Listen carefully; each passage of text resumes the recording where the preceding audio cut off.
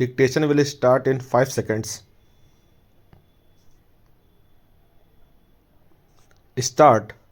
The defendant number 2 in the suit has preferred this appeal, challenging the judgment and decree passed by the High Court, allowing the appeal preferred by the plaintiff, Daljit Singh, to set aside the judgment and decree of the trial court and the first appellate court, which concurrently decreed the suit partially only for the alternative relief of recovery of rupees 40,000 along with interest while dismissing the suit in respect of specific performance of the agreement dated 17/8/1990.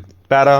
The facts of the case emerging from the pleadings of the parties are that plaintiff Daljit Singh instituted the suit on 24/12/1992 claiming specific performance of the agreement to sell dated 17/8/1990 in respect of the land measuring 79 canals, 9 marles at the rate of rupees 80,000 per acre against the payment of earnest money of rupees 40,000 and the balance amount of rupees 7,54,000 at the time of execution and registration of the sale deed on or before 30/11/1992.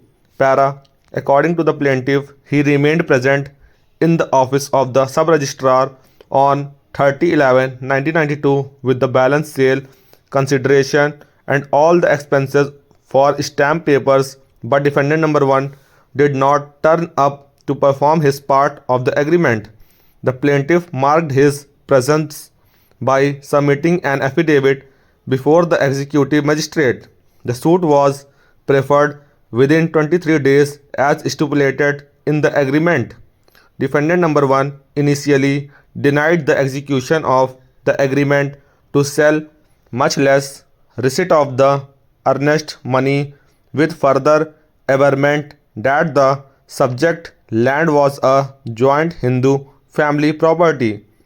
During the pendency of the suit, the present appellant, defendant number 2, Singrara Singh, was impleaded on 25/1/1993 on the basis that defendant number 1, Janraj Singh, executed a sale deed in his favor on 8/1/1993 in respect of the suit land on the basis of alleged agreement to sell dated 19/11/1990 for a sum of rupees 6,45,937.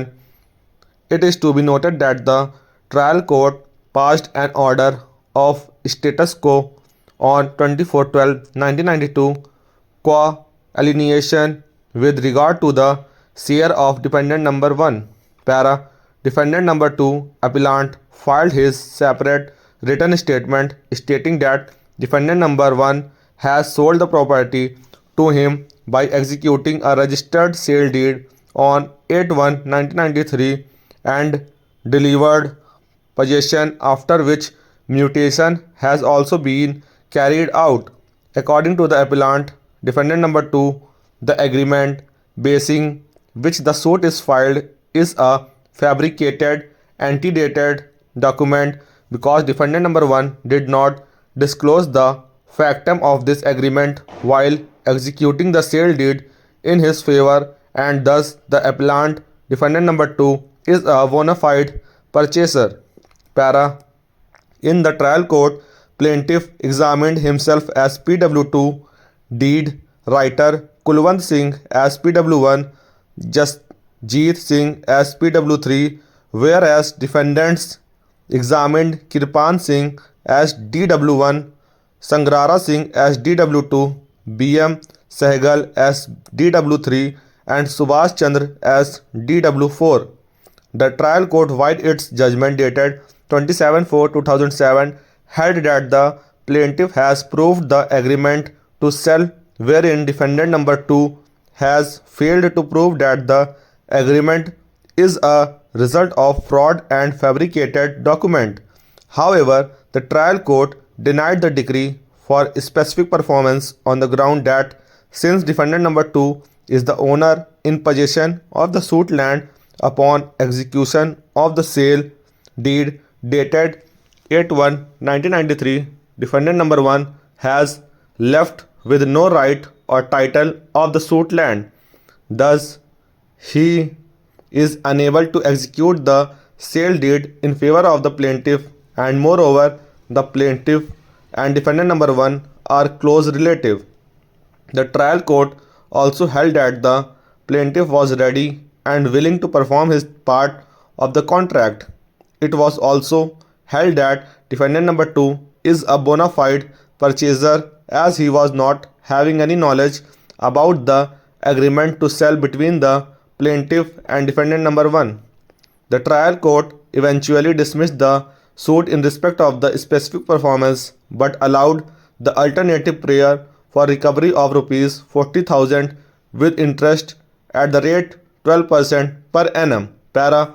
The first appellate court maintained the trial court's judgment and decree by holding that the subject sale agreement is a result of fraud and collusion between the plaintiff and defendant number 1.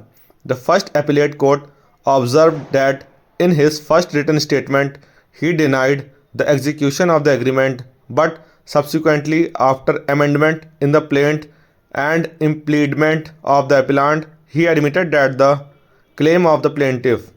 The first appellate court further observed that the doctrine of lis pendens is not applicable in the facts of the present case. Stop.